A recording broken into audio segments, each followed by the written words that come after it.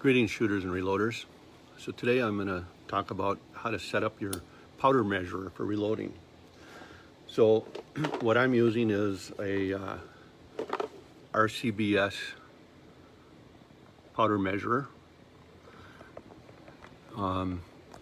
It's called the RCBS Uniflow powder measurer. I've had this for quite a few years. I don't remember when I bought it, but made in the USA, so you know it's been a long time since they made anything in the USA. But anyway, it's been a good measurer for me. Yours may be different, but many of them are basically the same. They operate off a principle of, they have a drum like this, has a hole here. I don't know if you can see that, but it has a hole there with kind of a plunger in there. And the way it works basically is this is facing up. You put your powder in the hopper, it goes in here, and when you throw the handle, it tips it down and pours it out into your case or whatever. It's pretty simple. It comes with two sizes. This is a large, and it comes with a smaller one. I find that the smaller one works for just about everything I want to load, except for very large capacity cases like maybe 4570 or something like that, but otherwise the small one works for just about everything. First thing you want to do is you measure your powder charge. Now, as I've stated before, all I use is a beam scale. I like that the best. It works for me. It's more consistent. It's what I've always used and always had, and that's, if you want to use a digital electronic one, that's fine. Just make sure it measures in grains and not grams or ounces or anything else. It's got to be grains. Grains is the measurement that is used in the reloading world. So, so what you want to do is you have your, I have my powder charge already measured out here on my scale. So I'm going to dump it in the hopper, and then what I'm going to do is I have this backed out quite a ways, and then what I do is I turn it up, give it a little tap, and what happens is all the powder now, this drum or hole is facing up, so all the powder just dropped into there.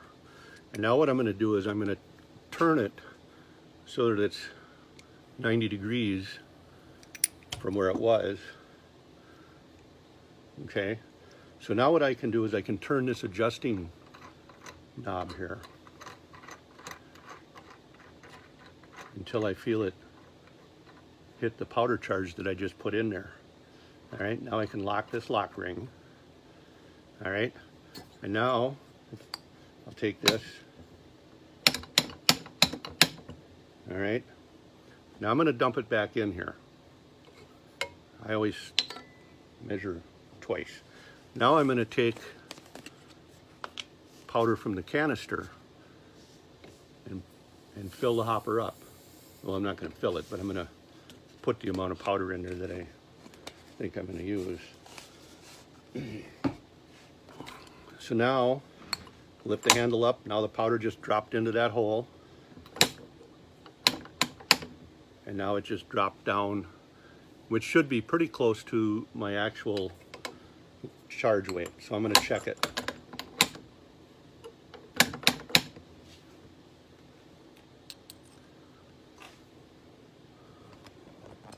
So now I put it on my scale and check it, and it's light by about 2/10 of a grain. So I'm going to back this out just a touch. Tighten it down again. Pour it back in. And you notice I give it kind of a tap, and that's to any time you're moving this drum, there's always a possibility of some powder kind of getting stuck in there. So I give it a little tap like that to make sure that all the powder came out. Now I'm going to remeasure it on my scale again.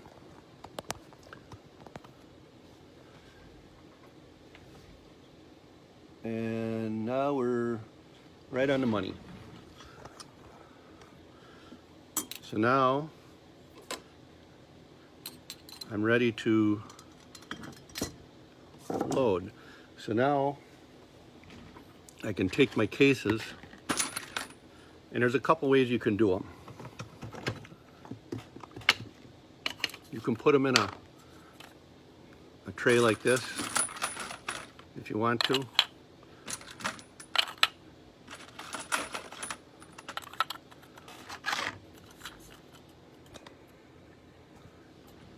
And then turn right side up. And then it's just a matter of doing this.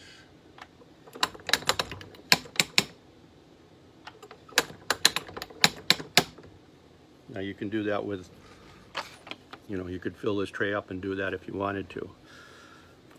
So now, what I like to do is about every 10th cartridge, I like to check my charge weight to make sure it's still throwing an accurate charge. And generally speaking, if you're within 2/10 of a grain on a charge weight, for most practical shooting, that's close enough. And there we are, we're right on the money again. So it's throwing an accurate charge weight. So I could fill all these cases up, and then once you have all these cases full, take a flashlight, look down inside there to make sure that there is in fact powder in each and every case, and to make sure that it all looks pretty close to about the same. You know, in some situations it's easy to, with certain powders, low density powders, you could conceivably get a double charge, which would not be good. So it's a good idea to take a flashlight, look down there, see that there is powder in every case, and that it looks pretty much even with all the cases. So I hope that helps somebody who might have a similar type powder measurer. So until next time, shoot straight, keep your powder dry, and I'll see you at the range.